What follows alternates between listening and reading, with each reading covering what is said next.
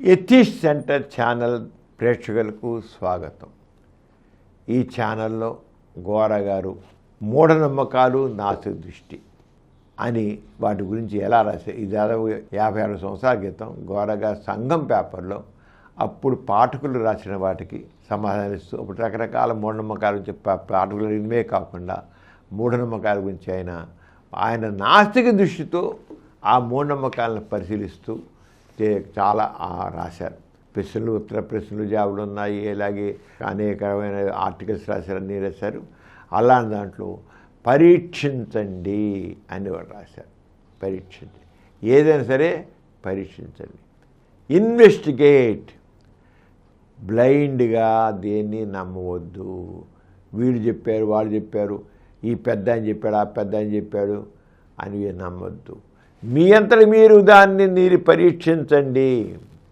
ఏదో ఒక ఇంజనీర్గా చెప్పారు, లేదా ఒక డాక్టర్గా చెప్పారు, ఒక సైంటిస్ట్ చెప్పాడు, లేదా ఒక బాబా చెప్పాడు మాత్రం నమ్మకండి. దాంట్లో వాళ్ళ రకమైన భ్రాంతి మనస్తత్వం పొందింది. ఆ భ్రాంతి మనస్తత్వం చెప్పుండొచ్చు. అంచేత అలా కాదు, మీ మట్టుకు మీరు వాటిని నిర్ధారించుకోండి. అది నాశనం. పరిశీలించండి, ప్రశ్నించండి, పరీక్షించండి. ప్రశ్నించాలి ముందు, ఎందుకు, ఏమిటి, ఎలా అని. పరిశీలించండి, ఎలా జరుగుతుంది పరీక్షించండి. 3 నాస్తిక మూఢనమ్మకాలు చూడడంలో ప్రశ్నించాలి. ఇది ఎలా జరుగుతుంది, ఎందుకు, ఏమిటి, ఎలా. ప్రశ్నించండి, పరిశీలించండి, ఎందుకు, ఏమిటి, ఎలా జరుగుతుంది. పరీక్షించండి, 1-4 సార్లు పరీక్షించండి. దాంతో నిజం నిగ్గు తెలుస్తుంది. అంతేగాని ఏదో చూసేసి కరెక్టే, జరిగిపోయింది, కరెక్టే అని మాత్రం బుర్ర ఊపొద్దు. అది గోర గారు ఈ విషయంలో పరీక్షించని చెప్పే దాంట్లో ఆయన చెప్పేది. ఆయన ఈ పేపర్లో రాస్తూ అప్పుడు నాస్తికత్వం దాంట్లో రాస్తూ ఆయన రాసింది. బాలయోగి ముమ్మిడికి బాలయోగి అని ఉండేవాడండి ఆ రోజుల్లో. బాగా పాపులర్. తర్వాత బాగా పెంచి పోషించారు మూఢనమ్మకాన్ని ఆ రోజుల్లో బాలయోగి అని ఆయన గురించి చాలా అప్పుడులో అమ్మో ఎన్ని మహత్యాలను అడిగారు బాలయోగి గురించి. ఒకనప్పుడు అందులో ముమ్మిడి గుడికి ఒక చిన్న ఆశ్రమం ఉంది అంతే. అక్కడేం లేదు ప్రస్తుతం. ముమ్మిడి తూర్పు జిల్లాలో ఉంది. అది బాలయోగి గురించి 14 పేజీల చిన్న పుస్తకం ప్రచురించారు గోర గారు రాసిన విషయం. ఈ పుస్తకంలో సమాజం ప్రకారం బాలయోగి 1930లో పుట్టారు. బాలుడిగా పశువుల కాపరి పనిచేసేవాడు. 16 సంవత్సరాల వయసులో దైవధ్యానంలో పార్వసం పొందారు. చివరికి దైవధ్యానం ఇది ఆ పుస్తకంలో రాశారు. ఈ దైవ పార్వసం యొక్క అసాధారణ స్థితి మత వాతావరణం ఎంతోమందిని ఆకర్షించింది. 3 సంవత్సరాల్లో ఆయనకు ప్రత్యేక కుటీరం నిర్మించారు. ఎవరికీ తెలియకుండా ఆయన కుటీరంలో ప్రవేశించారని చెబుతారు. ఒక కుటీరం ఇస్తే ఎవరికి తెలియకుండా ఆ కుటీరం వెళ్ళిపోయాడని. ఆ కుటీరం తలుపులు బాటంతో అవే మూసుకుపోతాయని చెబుతారు. ఎవరు వెయ్యాల్సిన పని తీసే పని, ఆయన వేసే పని కూడా లేదు. ఆటోమేటిక్ వెళ్ళంటే ఆటోమేటిక్ బయట రావాలంటే కుటీరం తెచ్చుకుంటాయి. ఆ కుటీరం తలుపు ఆతంటే మూసుకుపోతాయని చెప్తారు. ఎవరైనా బలవంతంగా తలుపులు తెరబోతే వారి శాపం తగులుతుందని కూడా చెప్తారు. అంటే ఆస్తికత్వంలో ఎన్ని రకాల భయాలతో మూఢనమ్మకాలను పెంచి పోషిస్తారో చూడండి. ఎవరైనా చేయాలనుకుంటే బలంగా తలుపు తెరబోతే వారి శాపం తగులుతుందని కూడా చెప్తారు. అయితే సంవత్సరం ఒకసారి ఒక రోజున తలుపులు వాతంతవే తెరుచుకుంటాయని చెప్తారు. ప్రజల దర్శనం కొరకు ఉదయం 4 గంటల నుంచి రాత్రి 2 గంటల వరకు ఆ రోజున, అంటే జనరల్గా శివరాత్రి రోజున బయటకు వస్తారని చెప్తారు. అంతే దీంట్లో రాసిన ఆయన కొరకు ఉదయం 4 గంటల నుంచి రాత్రి 2 గంటల వరకు ఆ రోజున ఆయన బయటకు వస్తారు. ఆయన దర్శనమిచ్చే రోజు గురించి ముందుగా బాగా ప్రచారం చేస్తారు. దాంతో దర్శనం కొరకు వేల కొద్దీ జనం ప్రతి సంవత్సరం అక్కడ గుమ్మి కొడతారు. శివరాత్రి గుమ్మికూడేవాడు బాలయోగి అసలు పేరు సుబ్బారావు. ఆ పుస్తకంలో ఏం రాస్తున్నాయండి. ఈ పుస్తకాన్ని రాష్ట్ర శాసనసభ సభ్యులు ఒకరు ప్రచురించారు. ఒక ఎమ్మెల్యే గారు ఈ పుస్తకాన్ని ప్రచురించారు. అంతేకాక ఒక ఇంజనీరు, ఒక కాలేజీ ప్రిన్సిపాల్ పేర్లు కూడా శాసనసభ్యుని పేరుతో పాటు పేర్కొనబడ్డాయి. ఆ పుస్తకం మీద ఒక ఇంజనీర్ పేరు, ఒక ఎమ్మెల్యే పేరు, ఒక కాలేజీ ప్రిన్సిపాల్ కూడా. అంత మాత్రం చేత పుస్తకంలో రాసిన నిజాలు అన్నారు వీరు లేదు. గోర గారు ఏం పేరు, పుస్తకంపై రాసిన వాళ్ళ పేరులో ఇంజనీర్ పేరు ఉంది, తర్వాత ప్రిన్సిపాల్ పేరు ఉంది, ఒక ఎమ్మెల్యే గారి పేరు ఉంది. ఇంతలో పేర్లు కానీ పుస్తకం అన్ని నిజాలు అనుకోవద్దు. ఏదైనా నిజం కావాలంటే చెప్పబడిన విషయాన్ని ప్రత్యక్ష పరిశీలనలో యథార్థ నిర్మాణం చేయాలి. ఇప్పుడు పుస్తకం చెప్పి ఘోరా చెబుతున్నా దాంట్లో ఆ పుస్తకం మీద ఆ ముగ్గురు పేర్లు ఉన్నాయి. ఆ ముగ్గురు పేర్లు ఉన్న మాత్రాన్ని అది దాంట్లో రాసిన నిజాలు అనుకోవద్దు, నిర్ధారణ చేసుకోవాలి. బాలయోగి విషయంలో ఒక విషయం నిర్ధారణ చేసుకునే వీలుగా ఉంది. ఏంటంటే ఎవరైనా బాలయోగి కుటీరం తలుపులు బలవంతంగా తెరవబోతే అతనికి శాపం తగులుతుందని, ఆ శాపం అలా బలవంతంగా తలుపులు తీయడం ప్రీతించే వ్యక్తి తల పగులుతుందని చెప్తున్నారు. అది నిర్ధారణ చేసుకుంటే నిజంగా తలకాయ పగులుతున్నా పగలుతా అనేది నిర్ధారణ చేసుకోవచ్చు. అంతే కదా. ఎవరైనా బలవంతంగా తలుపు తెరిచి తలకాయ పగులుతుంది రాశారు కనుక నిర్ధారణ చేసుకోవచ్చు. ఎవరిన వ్యక్తిని నేను చూస్తాను, నాకు ఏ నమ్మకాలు లేవు, తలకాయలు ఏం పగలలాగా అని చేస్తే తెలుసుకోవచ్చు, నిర్ధారణ చేసుకోవచ్చు. తలకాయ పగులుతుండే చూడవచ్చు. పోతే పోయింది, సాహసించవచ్చు. అబద్ధాలని బెట్టబయలు చేయడం కోసం కొన్ని సాహసించవచ్చు, నిజమో కాదు అనేది. అంచేత సత్య నిర్ధారణకు గాను ఘోర గారు రాస్తున్నారు. నేను 1950లో బాలయోగి ఉన్న ప్రదేశానికి వెళ్ళాను. అది తూర్పుగోదావరి జిల్లా అమలాపురం తాలూకాలోని ముమ్మిడివరం భాగాలు. తూర్పుగోదావరి జిల్లా అమలాపురం తాలూకాలో ముమ్మిడివరం గ్రామం. బాలయోగి ఉన్న కుటీరం చుట్టూ ప్రహరీ కూడా కట్టబడిన ఆవరణ మధ్య ఉంది. చుట్టూ ఆవరణ ప్రహరీ గోడ ఉంది. ప్రహరీ గోడ మధ్య ఆయన ఉన్న కుటీరం ఉంది. ప్రహరీ గోడకు ఉన్న గేటు కూడా తాళం వేసి ఉంది. ఈయన వెళ్ళి చూశారు. ఆ ప్రహరీ గోడ ఉంది, ఆ గేటు ఉంది, ఆ గేటు తాళం వేస్తుంది. బాలయోగి సంస్థ యొక్క ట్రస్టీల వద్దకు వెళ్ళి కుటీరం ఉన్న ఆవరణకు నేను వెళ్తుకు పర్మిషన్ ఇవ్వమని, ప్రజాస్వామ్యం ఎదుట సొంత బాధ్యతపై పట్టబగలు బాలయోగిని కుటీరం తలుపు తెరిచి ఏమవుతుందో చూస్తానని చెప్పాను. ఈయన ధైర్యంగా వెళ్ళి తల పగులుతున్నారు కదా, నేను మీకు హామీ ఇస్తాను, కాగితం రాసిస్తాను, నేను సొంతంగా వెళ్ళి ఆ తలుపు తెరుస్తాను, తలల పూలతో చూస్తాను అని ఘోర గారు ఆ ట్రస్టీ మెంబర్స్ని అడిగారు. కానీ వాళ్ళు నాకు అనుమతి ఇవ్వలేదు. ఆ ట్రస్టీ మెంబర్స్ దాని మీద మరి అందరూ వాళ్ళు పెద్ద సంపాదన చేసుకున్నారు కదా, దాని మీద పెద్ద పేరు పొందుతున్నారు కదా. ఆ ఎమ్మెల్యే గారు, ఆ కాలేజ్ ప్రిన్సిపాల్ గారు, ఆ ఇంజనీర్ గారు, వీళ్ళందరూ బాగా ఉన్నారు కదా. మరి వాళ్ళు ఎలా ఇస్తారు? వాళ్ళు బట్టబాలు గుట్టు రట్టు అయిపోతుంది కదా. కానీ ఘోర గారు నేను చేస్తాను, మీరు అన్నారు కదా తలకాయ పోలుతుంది, నేను వెళ్ళి చూస్తాను, తలకాయ పలితే పోయింది, నా ఇష్టం కాశ్మీర్ రాసిస్తాను, నా తల పగడానికి నేను సిద్ధమని. అంచేత కానీ వాళ్ళు ఇవ్వలేదు. అయితే నా ఛార్జ్ ఎప్పటికీ ఒప్పుకోలేదు. ఆ టైంలో ఒకటి చెప్పాలండి మీకు. ఇక్కడ ఘోర గారు చెప్పిన విషయం, ఈయన వెళ్ళి చివరికి కలెక్టర్ దగ్గరికి వెళ్ళారు. ఘోర గారు కలెక్టర్ దగ్గరికి వెళ్ళి, తూర్పుగోదావరి జిల్లా కలెక్టర్ దగ్గరికి వెళ్ళి, ఇది నా దృష్టిలో అబద్ధం.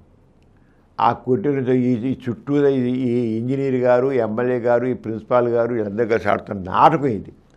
జనాల యొక్క మౌఢ్యంతో వీళ్ళు సంపాదన చేసుకున్నారు, వీళ్ళు పేరు పొందుతున్నారు. నేను వీటిని నమ్మడం లేదు, నేను రుజువు చేసుకోదలుచుకున్నాను. అసలు ఆ బాలయోగి తిండి తినకుండా అలాగే సంవత్సరాల తరబడి అక్కడ ఉంటాడు అంటే ఆయన ఏం చెప్తారంటే బాలయోగి గురించి, ముమ్మిడి బాలయోగి గురించి, ఆయన నీళ్లు తాగడు, తిండి తినడు, ఏం చేయడు, కేవలం ధ్యానంలో కూర్చుంటాడు, ఏం తినడు. ఒకటి మాత్రం తెలుసుకోవాలి. మరి ఘోర గారు బయాలజిస్టు, ఆయన ఏం చెప్పారంటే ఆ కలెక్టర్ గారికి, ఏ వ్యక్తి కూడా మంచినీళ్ళు తాగకుండా ఉంటే మంచినీళ్ళు ఆహారం తీసుకోడు, మంచినీళ్ళు తాడు, ఆహారం తినడు, మంచినీళ్ళు తాగకపోతే ఆ వ్యక్తి వారం రోజుల్లో చనిపోతాడు. మంచినీళ్ళు కూడా తాగితే వారం రోజులు మంచినీళ్ళు తాగకుండా కూర్చొని చుక్క నీళ్ళు కూడా తాగకుండా ఉంటే, తిండి తినకుండా ఉండాలి, నా తిండి నీరు తాగకుండా వారంలో చచ్చిపోతాడు. అదే నీళ్లు తాగుతూ తిండి లేకుండా ఉంటే మాత్రం 50 రోజుల్లో చచ్చిపోతాడు. మనకు తెలుసు. పొట్టి శ్రీరాములు గారు నిరాదీక్ష చేశారు. ఆయన నిమ్మకాయ రసం తాగుతూ అన్నం తినకుండా నిరాదీక్ష చేశారు. ఆహారం నిరాహారం అంటే ఆహారం తీసుకుపోవడం, నీళ్లు బాగా తాగారు. అదే 52 రోజులు ఉండి 52 పోయకపోయారు. ఇనువాభావే ఆయన చివరి రోజుల్లో ఇక నాకు ఆయన జీవితాన్ని సాధించాలనుకున్నాడు.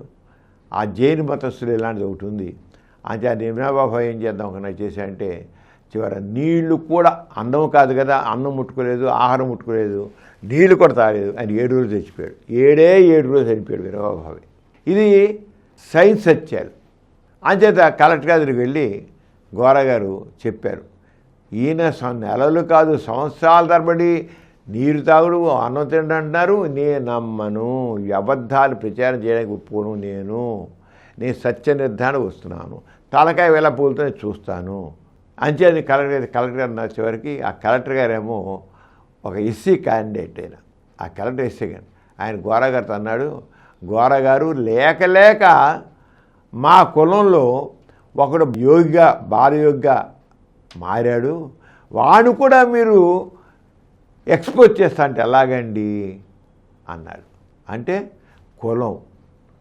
కులం జాతి ఆ కలెక్టర్ గారు గోరగారు అన్నమాట, లేక మా కులంలో ఒకటి యోగి తయారవుతున్నాడు, దానికి ప్రజలందరూ ఆయనకి సాష్టాంగ ప్రణామాలు చేస్తున్నారు, ఆయనకి భజన చేస్తున్నారు, మా కులంలో వాడికి మాకింత గౌరవం వస్తుంది, మా కులం వాళ్ళకి, వాడి వల్ల మా కులం వస్తుంది. ఆ తర్వాత మీరు చెప్పారు మాకు తర్వాత విషయం వేరే విషయం, కానీ ఆయన్ని కూడా మీరు ఎక్స్పోజ్ చేస్తారంటే ఎలా అండి అని అన్నాడు ఆయన. అంటే చూసారా, ఈ మూఢనమ్మకాలను పెంచి పోషించడంలో, మహత్యాలను పెంచి పోషించడంలో ఎన్ని ఫ్యాక్టర్స్ ఉంటాయో, ఎన్ని రకాల నిజాలు మరుగున పెడతారో చూసుకోండి. ఆ బాలయోగి గురించి ఎన్ని అబద్ధాలు ప్రచారం చేస్తూ వాళ్ళు పబ్బం గడుపుకుంటున్నారు. ఆ కలెక్టర్ గారు చెప్పి నేను మాకు లేక మా కులంలో వాడు యోగి కింద ఉండి అందరి చేత నమస్కారం ఉండి శాస్త్రమణాలు చేసి ఎన్ని చేయించుకున్నాడండి, మా కులం వాడి వల్ల మాకు గౌరవం వస్తానండి, మీరు ఆయన కూడా ఎక్స్పోజ్ చేస్తే మా గత్యం కానండి అన్నాడు. ఇదండి ఈ మహత్యాల కథలు ఎన్ని రకాల వాస్తవాలు ఉంటాయో గుర్తించండి. వాస్తవాలు ఘోరగా చివరికి చేశారు, నా ఛాలెంజ్ ఎప్పటికీ మిగిలే ఉంటుంది, ఇవాళ మీరు నన్ను అలౌ చేయట్లేదు, నేను నా ప్రాణాలు పోగొట్టుకుని నిజమైనట్లయితే, ఆ తలుపులు తెరిచినట్లయితే, నా తలకాయ పైలిపోయట్లేదు, తలుపు పైలిపోయట్లయితే ఎప్పటికీ నేను రెడీగా ఉన్నాను, నేను నమ్మను, తలకాయ పగలదలాగా. ఎవడన్నా మీరు రక్షణ పోతే, మీరు నాకు రక్షణ పోతే వెనకాల కొట్టిన తలకాయ పగలగొట్టొచ్చాము, అది వేరే విషయం. కానీ నిజంలో మాత్రం జరగదు. ఎవడైనా బయట నుంచి తలకాయ పగలగొట్టచ్చు, మీరు సాక్ష్యం, మీరందరూ సాక్ష్యం, నా పక్కన వాళ్ళు సాక్ష్యం అని ఘోరగా చెప్పారు. అదండి సత్యనిధానం నిలబడడం అనేది. బాలకుడి విషయంలో ఆ సంస్థ ప్రశ్నలు చెప్పే విషయంలోనూ యథార్థాన్ని ప్రత్యక్షంగా నిర్ధారణ చేసుకోవాలనే అభిప్రాయంతో ప్రజల్లో బలపడితే ఏదో ఒక రోజున సత్యనిధాన ధర్మకర్తలు అంగీకరణ తప్పదు. ప్రజల్లోనే ఈ రకంగా ఉన్నట్లయితే సత్యనిధానం చేసుకోవాలి. అంతేగాని ఒక ఎమ్మెల్యే గారు చెప్పారు, ఒక ఇంజనీర్ గారు చెప్పారు, ఒక ప్రిన్సిపాల్ గారు చెప్పారని, ఒక కలెక్టర్ గారు చెప్పారని చెప్పేసేసి అలా నమ్ముతూ కూర్చుంటే మాత్రం అవ్వదు. సత్యనిధానం చేసుకోవాలి అనుకుంటే మాత్రం ఎప్పుడూ అసలు నిజం బయటపడక మానదు అనుకోవాలి. ఇదండి నాస్తికత్వం అంటే.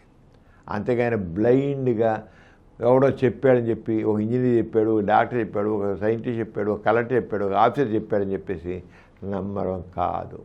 ఈ ఆస్తిక నమ్మకాల్లో చాలా అబద్ధాలు ఉంటాయి, చాలా మోసాలు ఉంటాయి, చాలా దగాలు ఉంటాయి. అది ఘోరగా చెప్పింది. పుట్టబర్తిలో సత్యవా ఒట్టి చేతులతో శూన్యంలోంచి విభూది, తాయెత్తులు, బంగారు వస్తువులు తీసి ఇస్తారనే నమ్మకం కూడా ఇటువంటిదే. సత్యభావను పరిశీలించి పరీక్షకు నిలబెడితే ఇందులో నిజాలు తేలగలవు, కానీ ఇంతవరకు ఎట్టి సత్యనిధాన పరీక్షకు నిలబడడం అనే అంగీకరించలేదు. సత్యవ గారు ఇలా అనేసి ఉంగరేస్తాడు, ఇలా అనేసి చేనిస్తాడు, అలా అని విభూదిస్తుంటాడు. అంత గాడియే, సింపుల్ గాడి. ఇప్పుడు అందరూ చేస్తుంది, ఇప్పుడు అవన్నీ గాడిలో పోయి. కానీ ఇవన్నీ ఘోరగారు ఒకరు సత్యవ గారు ఉత్తరం సార్, నేను వీటిని నమ్మడం లేదు, మీలో మహత్యం ఉందా లేదా నేను ఒక సైంటిస్ట్, నేను ఒక సైంటిస్ట్ని, నేను నిర్ధారణ తీసుకొచ్చున్నాను. సైంటిస్ట్ ఏమో చేస్తాడు, ఒకటి 100 సార్లు వచ్చాయి దాని మీద పరిశీలించి నిర్ధారణ చేసుకుంటాడు. ఆర్కిమిడిస్ ప్రిన్సిపల్ గురించి ఏనాడో నిర్ధారణ అయిపోయింది, అయినా సరే ఈ రోజుకి దాన్ని రిపీట్గా చేసి ఇది ఆర్కిమిడిస్ ప్రిన్సిపల్ అని మేము చెప్తాం. మనకు ఎన్నిసార్లు చేసి అదే రిజల్ట్ వస్తుంది. అది సైన్స్ యొక్క ఇది. సైన్స్లో రిపీట్ చేసినా సరే ఫలితం అదే వస్తుంది. అది వచ్చినట్టే సైన్స్ అవుతుంది, అదే సత్యం అవుతుంది. కానీ ఈ మాచారాలు ఉండవే. సత్యబాబు గారు వాళ్ళ భక్తుల దగ్గర అయితే ఉంగరాలు సృష్టిస్తాడు, చేతులు పెట్టిన నగలు సృష్టిస్తాడు, విభూషిస్తాడు. కాదని పరిశీలిస్తాను చేయమనండి, గతగతి మునిగిపోతారు. లేకపోతే నాస్తికుల దగ్గర ఇవన్నీ జరగు మహత్యాలు అంటాడు. నిజంగానే ఆయనలో శక్తి ఉంటే నాస్తికుల ముందే జరగాలి, బయట వాళ్ళ దగ్గర కాదు. నాస్తికులు నమ్మి చూపించగలగాలి. నేను పరీక్ష చేస్తానని నాసుడు అన్నాడంటే ఈ బాబాలు ఎవడు చేయడండి. ఈ బాబాలన్నీ బూటకాలు, నాటకాలు, నేను డ్రామాలు అంతాను. ఈ లేవబడ చేసిన సరే ఏ బాబా అయినా చేస్తున్నాడంటే మూర్ఖుల ముందు కళ్ళు మూసిన వాళ్ళు చేసేది నాటక డ్రామాలు అంతకని ఏం లేదు. ఈ ప్రతి విషయాన్ని సత్యనిర్ధారణ చేయాలని ఎవరు పట్టుపట్టరు.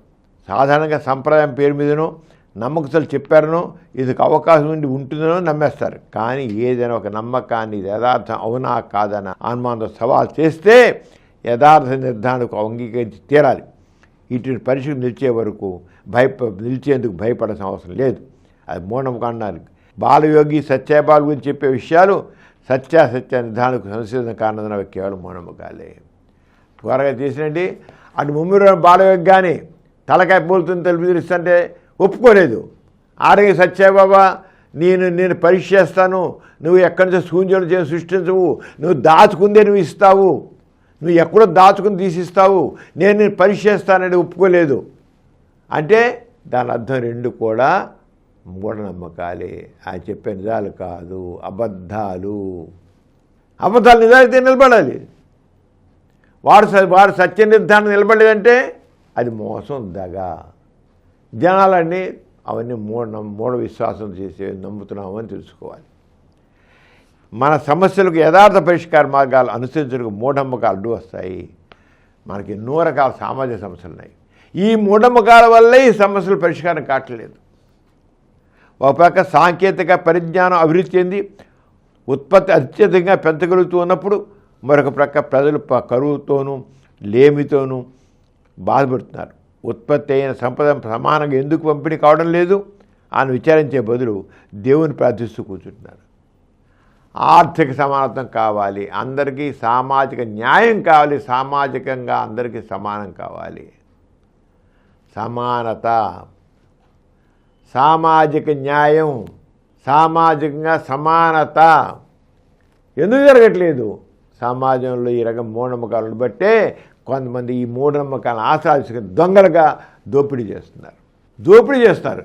దానికి అందుకని ఈ దోపిడీదారులు ప్రజల్లోని అంధవిశ్వాసాలను పెంచి పోషించి వాళ్ళు పబ్బం గడుపుకుంటున్నారు. అదే ఘోరగా చెప్పేది.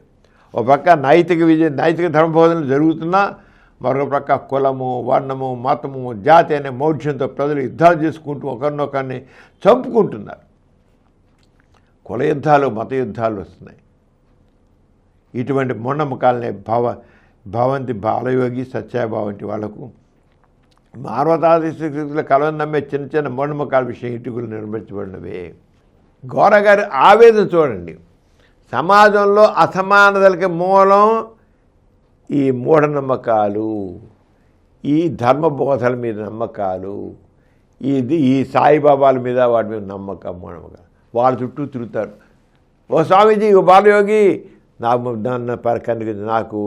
నేను చక్కగా బతికాడు, నాకు అన్నీ ఇచ్చి.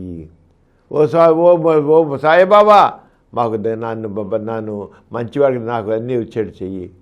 ఇది వాళ్ళు ఏం చేస్తారు? వాళ్ళు ఏం చేస్తారు? ఏం చేయలేరు. కాడు విభజిస్తాను, మాకు బూడి చేతులు పెడతారు. ఎప్పుడైతే సమాధులు అసమానతలు ఉన్నాయో అసమానతల నిర్మూలనకి ఏ రకంగా మనం ఎందుకంటే ప్రభుత్వం ద్వారా జరగాలి.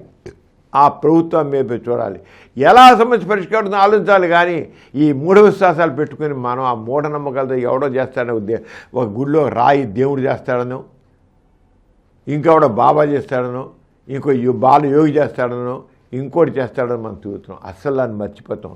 దానికి కారణం ఏంటి? ఈ సమాజంలో కొంత మోసగాళ్ళు ఒక పక్క ఈ రకమైన మూఢనమ్మకాలు పెంచి పోషించి మహత్యాల మనసుని పెంచి పోషించి మనిషి పక్కదారి పెట్టి వీళ్ళు పబ్బం గడుపుకున్నారు దోపిడీని. అందుకనే సామాజిక న్యాయం కరువు అవుతుంది. ఘోరగా చెప్పేది సామాజిక న్యాయం ఎందుకు పోయింది? ఎందుకు సమాజంలో అసమానతలు ఉన్నాయి? మనలో ఉండి ఈ ఆస్తిక నమ్మకాలు, ఈ మూఢనమ్మకాలు. ఎవడో బాబా చేస్తాడు, ఎవడో యోగి చేస్తాడు, ఏ గుడిలోన దేవుడు చేస్తాడని నమ్ముకుంటూ కూర్చోబట్టి పక్కదారి పడుతుంది. ఇవన్నీ పక్కదారి పట్టే విషయాలు. అసలు చేసేది ఎవరు? మన ప్రభుత్వం అని చేయాలి. ఆ అసలు ప్రభుత్వాన్ని మనం మర్చిపోతున్నాం. దాని మీద తీసిన ప్రశ్న మనదంతా ఎత్తుకుంది. ఏమి జరగలేదని నమ్ముకుంటున్నాం. దేవుణ్ణి నమ్ముకుంటున్నాం, బాబాని నమ్ముకుంటున్నాం, లేదా ఇంకోటి నమ్ముకుంటున్నాం, సాధువుని నమ్ముకుంటున్నాం. అంటే మన శక్తియుక్తులన్నీ కూడా మనం పక్కదారి పట్టిస్తున్నాము. గొరగా చాలా స్పష్టం చెప్పారు. సమాజంలో అసమానతలకు మూలం ఈ మూఢనమ్మకాలు, అర్థంబద్ధమైన నమ్మకాలు. అది గొరగా చెప్పేది. సాధారణంగా అసాధారణ విషయాలు, అరుదుగా జరిగే విషయాలు ప్రజలను ఆకర్షిస్తూ ఉంటాయి. మన చుట్టూ ఎప్పుడు ఏదో అసాధారణ విషయాలు, అవి కుతూహలం కలిపేగా కావచ్చు, లేదా బీభత్సం జుగుప్స కల్పించే కావచ్చు, జరుగుతూ ఉంటాయి. ఆశ్చర్యంతోనూ భయంతోనూ వీటిని మహత్యాలు అనుకుంటూ మనం కూర్చునే బదులు అసలు అవి ఎలా ఎందుకు జరుగుతున్నాయో మనం తెలుసుకోవాలి. అనుకుంటే వాటి గురించి పరిశీలించి పరీక్షించి నిర్ధారణ తీసుకోవాలి. భయము, ఆశ్చర్యము అనాగరిక లక్షణాలు. అవి మానవులు తగవు. మనం మానవులు ఉరుముని, మెరుపుని, గ్రహణాన్ని, అలాగే రోగులను పిచ్చివారిని చూసి అర్థం చేసుకోలేక ఆశ్చర్యపోయారు. కొంత హిస్టీరియా రోగులు ఉంటారు, పూనకోచలు ఊపిపోయి దేవతపూడి మాట్లాడతారు. ఇంత హిస్టీరియా రోగి, మానసిక రోగి. పూనకోచలు చేస్తారు. పూనకం అనేది రెండే, ఒకటి నటన, లేకపోతే మానసిక రోగం. నటన అవ్వాలి, లేకపోతే మానసిక రోగం అవ్వాలి, అంతకనికేం కాదు. బలులతోనూ కర్మకాండలతోనూ ప్రార్థన ఇప్పుడు జరిపారు. చంద్రమండలాన్ని ప్రయాణం చేస్తున్న ఈ రోజుల్లో కూడా బాలయోగి సత్యబాబాల గురించి ఆశ్చర్యపడితే అనారోగ్య అజ్ఞానం మిళ్ళపుచ్చిన వాళ్ళం అవుతాం. ప్రజల్లో మూఢనమ్మకాలు ఉంటే మోసగాలు ప్రజల అమాయకత్వాన్ని ఆధారం చేసుకుని హస్తలాగా కిటుకులతోనూ రహస్య యుక్తులతోనూ రసాయనిక పదార్థాల మార్పులను ప్రయోగించి దృష్టి సంబంధమైన భ్రాంతులు చూపెట్టి వీటన్నిటిని మహత్యాలుగా చలామణి చేస్తారు. తాయితులు, రక్షరేకులు ప్రజలను భయంతో మోసపుచ్చే కనికట్టు కథ. దేవుళ్ళలోనూ మానవ శక్తుల్లోనూ నమ్మకం మౌఢ్యాన్ని పెంచి యథార్థాల మానవుని గుడ్డిగా చేస్తాయి. దోపిడీకి, పీడనకు వారిని బలి చేస్తాయి. ప్రజల్లో వివేచన దృష్టి పెరిగితే అన్ని రకాల మోసాలను ప్రశ్నిస్తారు. కనుక పార్టీ ముఠా నాయకులు అధికార రాజకీయాల మీద బతికేవారు ప్రజలను మౌఢ్యంలోనే ఉంచాలని మత మౌఢ్యపు తీర్థయాత్ర వైపు ప్రజల దృష్టిని మళ్ళిస్తారు. ఎంత స్పష్టమైన పేరు చూడండి. ఈ రోజున మరి కుంభమేళాకి జనాలు పెంచి ఎందుకు చేశారు? దృష్టి మరల్చడం. కుంభమేళాలో మునిగితే పవిత్రపోయి ఆ పాపాలు పోతాయి, కష్టాలు పోతాయి, పుణ్యం రావాలి వస్తుంది, మనకు పాపాలు పోతే మనకు అన్ని బాధలు పోతాయని అనుకుంటారు. ఆ మురికి నీళ్ళలో వేల మంది, లక్ష మంది మురికి నీళ్ళలో మునిగి వస్తే అవుతుందా? ఎందుకు? కానీ ఏం చేశారు? రాజకీయ బతికేవారు ప్రజలను మౌఢ్యంలో ఉంచాలని మత మౌఢ్యం తీర్థయాత్రలు ప్రజలను దృష్టి మరలిస్తారు. మంత్రులు సాధారణంగా తిరుపతి వంటి ప్రదేశాలకు పోవడం అధికార రాజకీయాల్లో ఒక భాగం. మూఢనమ్మకాలను వదిలి ఈ మహత్యాలను సత్యాసత్య నిర్ధారణకు గురి చేసి యథార్థాలు తెలుసుకోవడం ప్రారంభిస్తే ఆర్థిక రాజకీయ రంగాల్లో జరిగే మోసాలను కూడా ప్రజలు బట్టబయలు చేయగలుగుతారు. అంచేత మూఢనమ్మకాలని నాస్తిక దృక్పథంతో ఎలా చూస్తే అసలు న్యాయం జరుగుతుంది. అంతేగాని ఆశ్చర్యంతోనూ లేదు దాంతో ఏదో ఉందనుకునే మహత్యం ఉంది అనుకోవడంతోనూ ఎంత మహత్యాలు లేవు, దైవ మహత్యాలు లేవు. ఉంటే మా పక్క దగ ఉంది, మోసం ఉంది, అయితే గాడి ఉంది, అంత ఇంకోటి లేదు. అంతే ఈ రంగా గోర గారు ఈ విషయంలో చెప్పారు. మరొక దీంట్లో వచ్చే ఎపిసోడ్ కోసం ఉన్నాం. అంతకు సెలవు. నమస్కారం. ఈ కార్యక్రమం మీకు ఎంతో నచ్చింది కదా. ఇటువంటి మరిన్ని వీడియోల కోసం అనతి కాలంలోనే 20 కోట్లకు పైగా వ్యూస్ సాధించిన సమరం ఛానల్ సమర్పించు యతీష్ సెంటర్ ఛానల్కు సబ్స్క్రైబ్ చేయండి, లైక్ చేయండి, మీ ఫ్రెండ్స్కి షేర్ చేయండి. అలాగే ప్రక్కనున్న గంట సింబల్ని ప్రెస్ చేయడం మర్చిపోకండి.